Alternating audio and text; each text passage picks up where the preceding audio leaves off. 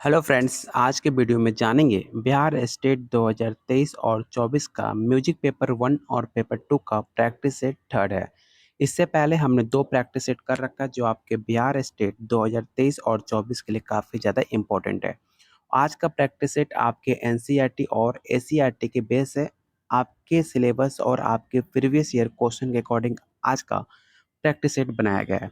चलिए शुरू करते हैं आज का पहला क्वेश्चन, लेकिन उससे पहले आपको बता दें कि पेपर 1 और पेपर 2 वालों के लिए आपको 17 प्लस प्रैक्टिस सेट दिया जा रहा है, जो सिर्फ आपको 151 रुपये में दिया जा रहा है, जिसमें आपको 3500 प्लस क्वेश्चन आंसर आपको साथ में दिए जाएंगे। जो भी आपके नए क्वेश्चन आएंगे वो सारे पीडीएफ आपको फ्री में मिलेगा। लेने के लिए आप इस नंबर पे व्हाट्सअप कर सकते हो या इस वीडियो के कमेंट बॉक्स में आप कमेंट कर सकते हैं, जो अभी तक बहुत बच्चों ने ले रखा हुआ है। चलिए शुरू करते हैं आज का पहला क्वेश्चन।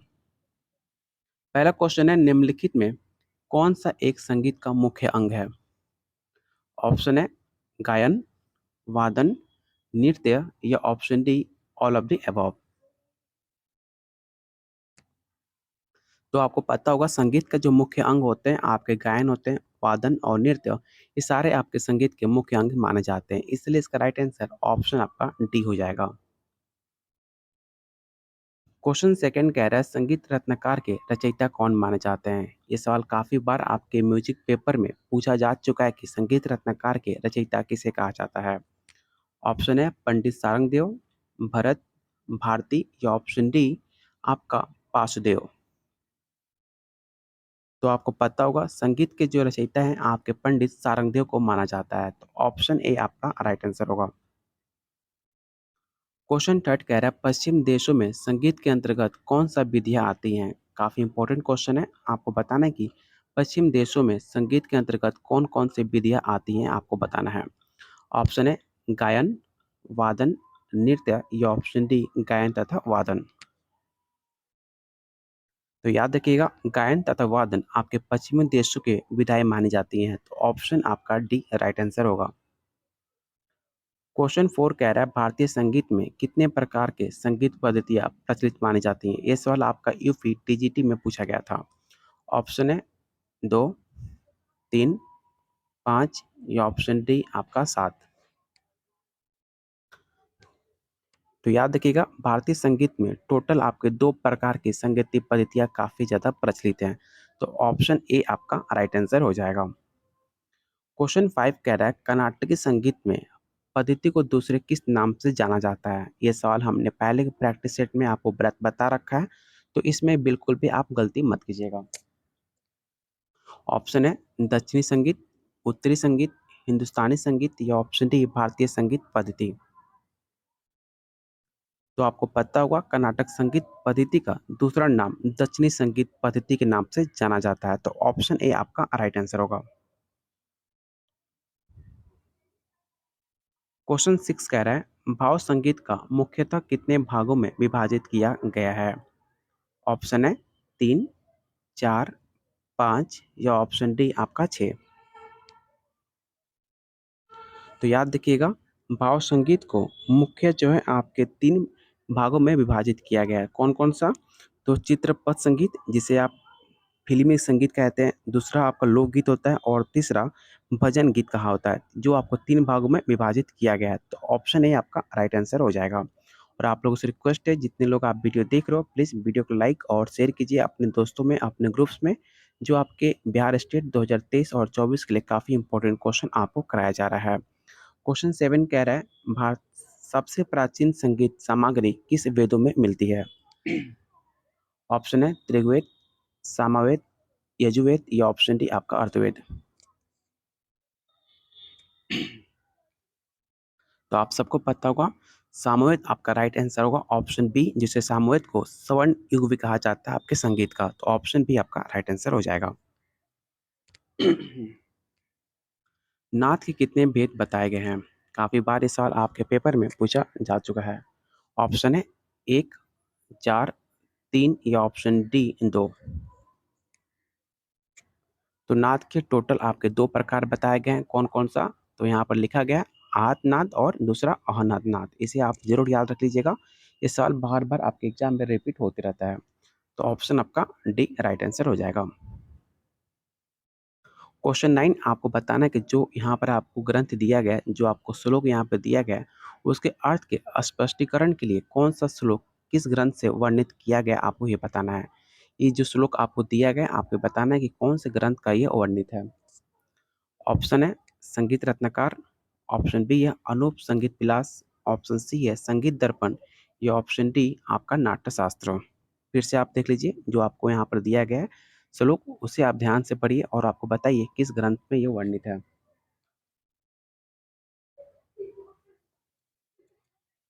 तो इसका राइट आंसर ऑप्शन आपका सी होगा संगीत दर्पण। और किसने लिखा है? तो दामोदर पंडित ने लिखा है। इसे भी आप जरूर याद रखिएगा। तो ऑप्शन सी आपका राइट आंसर होगा। क्वेश्चन 10 कह रहा है संगीत का संबंध किससे है। बहुत बार ये भी सवाल आपके पेपर में बार बार रिपीट होता है कि संगीत का संबंध किससे माना जाता है। ऑप्शन है आहत नाद से, अनहात नाद से, विकृत नाद से या ऑप्शन डी संस्कृत नाद। तो याद रखिएगा संगीत का संबंध आपके आहत नाद से माना जाता है। जो आपके नाद के दो प्रकार बताए गए अभी जस्ट, इसमें पहला आहत नाद और दूसरा अनाहत होता है, लेकिन संगीत का संबंध आपका डायरेक्टली आहत नाद से माना जाता है। तो ऑप्शन ए आपका राइट आंसर होगा। क्वेश्चन 11 फिर से आपको एक पंक्तियां दी गई है जिसमें आपको बताना है कि नाद के वर्णन के लिए प्रयुक्त पंक्तियां निम्न में किस ग्रंथ में वर्णित है। ऑप्शन है नाट्यशास्त्र, संगीत परिजात, संगीत रत्नाकर या ऑप्शन डी संगीत अनूप विलास। आपको बताना है कि जो यहाँ पर आपको ग्रंथ दिया गया है कौन से ग्रंथ में वो वर्णित है। तो याद रखिएगा जो आपका ये संगीत रत्नाकर का ग्रंथ माना जाता है। तो ऑप्शन सी आपका राइट आंसर हो जाएगा। क्वेश्चन 12 पर कह रहा है कि नाद का रूप भेद निम्न में कौन सा है। ऑप्शन है उच्च निचता भेद, नाद की जाति, नाद के टिकाऊपन या ऑप्शन डी नाद का छोटा और बड़ापन। तो इसका राइट आंसर ऑप्शन आपका डी होगा। नाद का छोटा बड़ापन आपका नाद का मुख्य भेद माना जाता है। तो ऑप्शन आपका डी राइट आंसर हो जाएगा। आपको बता दें कि सारे क्वेश्चन आपके एससीईआरटी और एनसीईआरटी से लिया गया है, जो आपके सिलेबस में दिए गए हैं। जो आपके प्रीवियस ईयर क्वेश्चन भी इसमें शामिल है। क्वेश्चन 13 कह रहा है विभिन्न वस्तुओं द्वारा उत्पन्न नादों का विनोत्व नाद की डैश कहलाता है। ऑप्शन है जातिया, मूल शब्द, आंदोलन या ऑप्शन डी आपका मूल स्वर। तो याद रखिएगा विभिन्न वस्तुओं का द्वारा उत्पन्न नादों का विनोत्व नाद की जातियां कहलाती है। तो ऑप्शन ए आपका राइट आंसर हो जाएगा। क्वेश्चन 14 कह रहा है किसी निश्चित समय में आंदोलन संख्या अधिक होने पर नाद क्या होता है। ये सवाल आपके बिहार स्टेट 2023 में ये सवाल पूछा गया था। ऑप्शन है उच्चा, नीचा, मध्यम या ऑप्शन डी आपका तेज। तो याद रखिएगा किसी निश्चित समय में आंदोलन संख्या अधिक होने पर जो नाद होता है उसका उच्चा होता है। तो ऑप्शन ए आपका राइट आंसर हो जाएगा। क्वेश्चन 15 आपको बताना है कि नाद का उच्चा और नीचापन की संख्या किस पर निर्भर करता है। स्वर पर, आंदोलन पर, सेकंड पर या ऑप्शन डी इनमें से कोई नहीं। तो नाद का ऊंचा और नीचापन की संख्या आपका आंदोलन पर निर्भर करता है कि आपका नाद ऊंचा होगा या नीचा होगा, ये आपके आंदोलन पर डिपेंड करता है। तो ऑप्शन बी आपका राइट आंसर हो जाएगा। क्वेश्चन 16 कह रहा है प्रत्येक नाद के साथ कुछ डैश नाद भी उत्पन्न होता है। ऑप्शन है नीचे, सुरीले, सहायक या ऑप्शन डी आपका मध्यम। ये सवाल आपका डी ट्रिपल एस बी 2022 में पूछा गया था। तो याद रखिएगा प्रत्येक नाद के साथ कुछ सहायक नाद भी आपके उत्पन्न होते हैं। तो ऑप्शन सी आपका राइट आंसर होगा। क्वेश्चन 17 कह रहा है कि नाद के आंदोलन डैश तथा डैश होते हैं।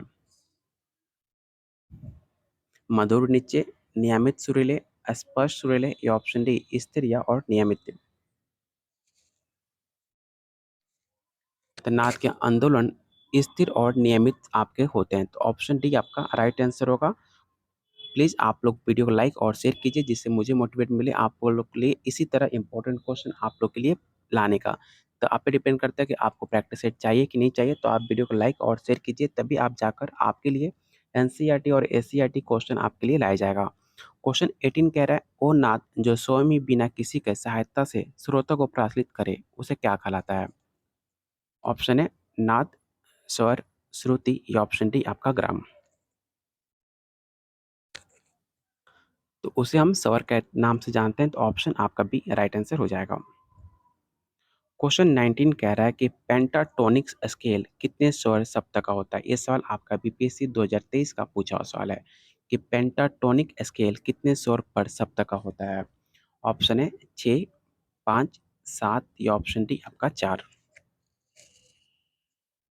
तो आप याद रखिएगा, पेंटाटोनिक स्केल आपके टोटल 5 सप्तक का होता है, तो ऑप्शन बी आपका राइट आंसर हो जाएगा।